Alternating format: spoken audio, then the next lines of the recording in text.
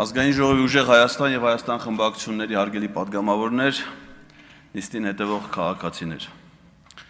Խորհրդանշական է, որ Հայաստանի ազգային ժողովում Թուրքիայում հետազոտական կասկածելի հանգամանքներում եւ ֆինանսավորման ծրագրի դրամաշնորհի շահառու է ոչ միայն ազգային ժողովի նախագահը, այլ նաեւ ազգային ժողովի արտաքին հարաբերությունների հանձնաժողովի նախագահը։ Եվ սա միակ բանը չէ, որ կապում է Ռուբեն Ռուբինյանին եւ Սարգիս Խանդանյանին։ Նրանք երկուսն էլ խտրական վերաբերմունք են ցուցաբերել իրենց կողմից հայտարարված քաղաքացիների ընդունելության ժամանակ եւ պարոն Խանդանյանի հիմնավոր իր ենթադրյալ հանցանքի հիմնավոր կասկածի փաստով նույնպես դատարանի որոշմամբ նախաձեռնված է հանրային քրեական վարույթ եւ ես սպասելու եմ գլխավոր դատախազին նաեւ այդ միջնորդության համար։ Պատգամավորներից մեկը այս դահլիճում ասեց, արդյոք ամենայն հայոց կաթողիկոսը պետք է դատվի, եթե նրա մեքենան անցնի կարմիր լույսի տակով։ Կարմիր լույսի տակով անցնելը դա վարչական իրավախախտում է եւ ոչ մեկ դրա համար չի դատվում։ Իսկ եթե վարչական իրավախախտում է կիրառվում, ապա ոչ թե ուղևորի, այլ վարորդի նկատմամբ։ Ես դեռ չեմ լսել, որ վեհապար հայրապետի վարորդը նման հարցով վարչական պատասխանատվության ենթարկվի։ Բայց լսել եմ, որ կարմիր լույսի տակով անցնող վարչապետի ավտոշարասյունը սպանել է հղի կնոջը։ Եվ դրա համար ոչ վարչապետը,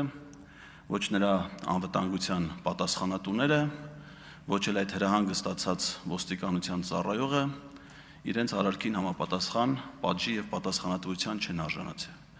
Միգուցե եթե այդ վարորդը ոստիկանության մայոր լինելու փոխարեն լիներ հայ առաքելական եկեղեցու եպիսկոպոս, անմիջապես ենթարկվեր քրեական պատասխանատվության, որովհետև մեր եպիսկոպոսները առանց որևէ հանցավոր արարքի համար են ենթարկվում պատասխանատվության։ Իսկ ինչ է ասել այդ կապակցությամբ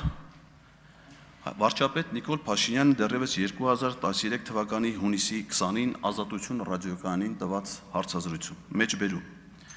Այդպիսի մի արտահայտություն կա, չէ, որ եթե դու մի մարդ ես սպանում, մարդասպան ես։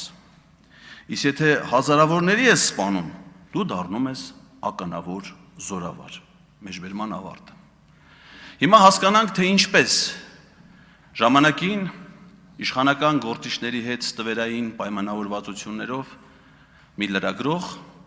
դարձավ ականավոր զորավար։ 2018 թվականի մայիսի 8-ին վարչապետ ընտրվելուց հետո, երբ մայիսի 9-ին գնաց Ստեփանակերտ, հանդես եկավ մի հայտարարությամբ, որ այլևս ինքը չի բանակցելու Արցախի անունից, ինքը լիազորված է բանակցելու միայն Հայաստանի անունից։ Այդ թեզը նա երբեք չի ասել, երբ եղել է վարչապետի թեկնածու մայիսի 2-ին կամ մայիսի 8-ին։ Այդ թեզը նա ասել է միայն վարչապետ ընտրվելուց հետո։ Եվ դրանից հետո նա այդ թեզը կրկնել է նաև ազգային ժողովում կառավարության ծրագիրը ներկայացնելու ժամանակ եւ 2018 թվականի օգոստոսի 17-ին Հանրապետության հրապարակում 100-րդ օրվա պաշտոնավարման ժամանակ մեջբերում ուզում եմ ասել հետեւյալը ես ասել եմ որ պատրաստ եմ լիարժեք Ղարաբաղի հարցով բանակցել Հայաստանի Հանրապետության անունից բայց Արցախի Հանրապետության անունից պետք է բանակցի Արցախի Հանրապետության իշխանությունը Ինչ էր սա նշանակում։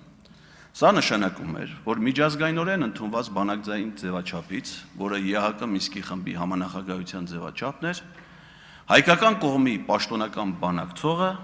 պաշտոնապես միակողմանիորեն դուրս եկավ բանակցային գործընթացից։ Առանց այդ մասին խորհրդակցելու բանակցային մյուս հիմնական կողմի Ադրբեջանի նախագահի հետ, եւ որ ամենակարևորն է ԵԱՀԿ Մինսկի համանախագահող պետությունների ղեկավարների հետ։ Իսկ ինչ է տեղի ունենում, երբ որ կա կոնֆլիկտ, իսկ բանակցողը դուրս է գալիս բանակցությունից, թողնելով կոնֆլիկտը միայն զարգացման փուլում։ Դա հանգեցնում է պատերազմի։ Իսկ երբ եղավ պատերազմը, խոսքը 44 օրյայի մասին է։ Վարչապետի պաշտոնում Նիկոլ Փաշինյանի պաշտոնավարման 2.5-րդ տարում։ 2.5-ը դա Ազգային ժողովի լիազորությունների հետևաբար կառավարության պաշտոնավարման մաքսիմում ժամկետի կեսն է։ 2.5 տարի նա հնարավորություն ուներ բանակցելու եւ հայկական կողմի իր համար ընդունելի թեզերը եթե կար Ալմաթայի հռչակագիր, որը եղել էր 91 թվականին, կամ այլ թեզեր, ներկայացնելով որպես բանակցային կողմ, բայց նա դա չի իրականացրել։ Ուզում եմ ձեզ հիշեցնել, հարգելի գործընկերներ,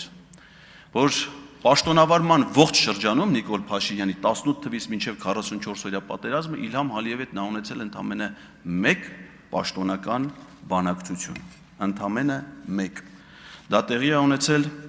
2019 թվականի մարտի 19-ին Վիեննայում, որին մասնակցել են ԵԱԿ Մինսկի խմբի համանախագահները եւ հանդիպումը կազմակերպվել է նրա ջանքերով։ Նրանից այս հանդիպումից առաջ եւ հետո նա բազմաթիվ անգամներ է հանդիպել Իլհամ Ալիևի հետ։ Գիշեք, Մոսկվայում ֆուտբոլի աշխարհի առաջնության բացման ժամանակ, Բիշկեկում հայտնի լիֆտի հանդիպումը, Մյունխենում անվտանգության համաժողովի ժամանակ, տարբեր Շվեյցարիայում տնտեսական ֆորումի ժամանակ, դրանցից ոչ մեկը չի ելել պաշտոնական բանակցություն։ Իսկ ինչ է եղել պաշտոնական բանակցությունների փոխարեն։ Հայաստանի եւ Ադրբեջանի հատուկ ծառայությունների ղեկավարների կասկածելի հանդիպումներ երրորդ երկրներում, այդ թվում Դուբայում։ ԱԱԾ նախկին տնօրեն Արթուր Վանեցյանը խոստովանել է, որ ինքը առնվազն ամիսը 1 անգամ մշտական պարբերականությամբ երրորդ երկրներում հանդիպում է ունեցել Ադրբեջանի ազգային անվտանգության ծառայության ղեկավարի հետ։ Բնականաբար այդ հանդիպումներից նրանցից ոչ ոք բանակցելու իրավունք չուներ, որտեղ նրանք դիվանագետներ չէին, արտգործնախարարներ չէին։ Այդ հանդիպումներից ոչ մեկին ԵԱԿ Մինսկի համանախագահներից որևէ մեկը ներկա չի եղել, եւ այդ հանդիպումների ժամանակ փոխանակվել են պետությունների ղեկավարներին միմյանց հասցեագրված փակ ծրարներ, որոնց բովանդակության մասին մեզանից ոչ ոք մինչ օրս որևէ տեղեկություններ չունի։ Եվ այս գաղտնի պայմանավորվածությունները շրջանցելով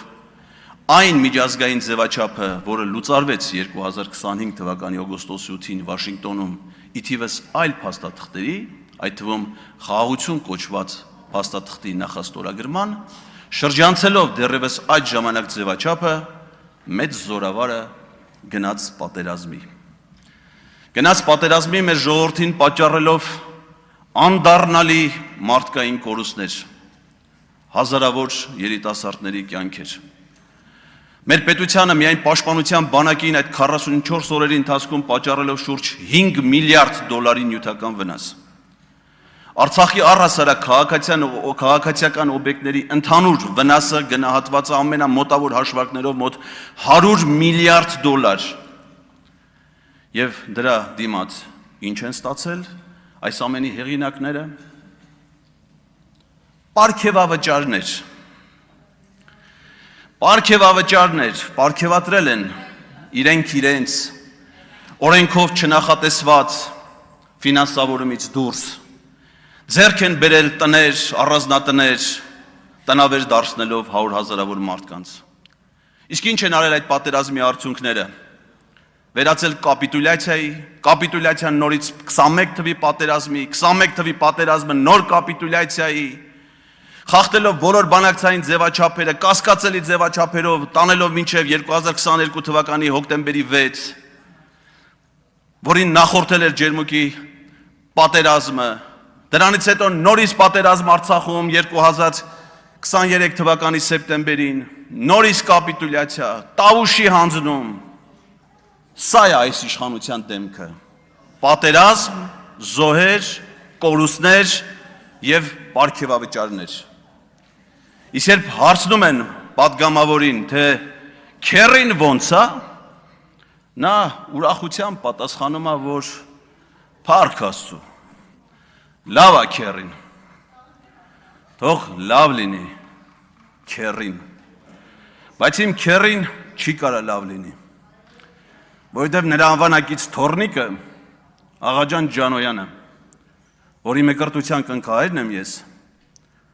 Մխիթար Հերացու անվան պետական բժշկական համալսարանի առաջի կուրսի ուսանող, զոհվել այդ պատերազմում։ Իմ քերին եւ ես երբեք չեն կարող արդեն լավ լինել։ Երբեք չեն կարող լավ լինել։ Մենք լավ կլինեինք, եթե Աղաջան Ջանոյանը դառնար իր երազանքի ռազմական բժիշկը եւ փրկեր մեր զինվորների կյանքը, որը դուք սրիկայաբար փորձում եք շահարկել այստեղ։ Պարոն Ղազարյան, ձեզ կոռեկտ պահեք, դուք Դուք ստանում եք նախազգուշացում ձեր ոչ կոռեկտ եւ ամբարտավան պահվածքի պատճառով եւ ես ձեզ զգուշացնում եմ, հարգելի գործընկերներ, լրություն պահպանեք։ Եվ ես ձեզ զգուշացնում եմ, որ հաջորդ անգամ նման պահվածքից հետո, եթե դուք չինքնա էվակուացվեք այս դահլիճից, ձեզ էվակուացնելու են եւ դուրս են շպրտելու այս դահլիճից եւ ազգային ժողովի շենքից։ Պարոն Կարապետյան, հիմա չեք կարող խոսել, ես ձեզ առաջարկում եմ, որ կարգի հրավիրեք ձեր падգամավորի եւ չափավորեք, հակառակ դեպքում նրան այնպես կչափավորեն, որ այլևս երբեք չի կարող այդ չափերից դուրս գալ։ Հիմա չեք կարող, հիմա խնդրում եմ, հարգելի գործընկերներ, քաղաքացիական պայմանագրի հետ վերադարձեք դահլիճ։ Հարգելի գործընկերներ, պարոն Լևոնյան, ուր եք գնում։ Զբաղեցրեք ձեր տեղերը, նիստը շարունակվում է։ Վերադարձեք դահլիճ եւ զբաղեցրեք ձեր տեղերը։ Հաջորդ ելույթի համար Սուզաննա Ավետիսյան։ Նիստը շարունակվում է Սուզաննա Ավետիսյան։ Համեցեք տիկին Ավետիսյան։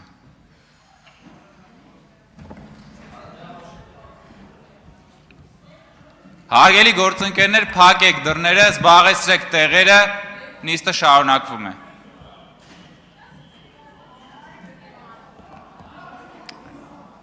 Համեցեք։ Խնդրեմ։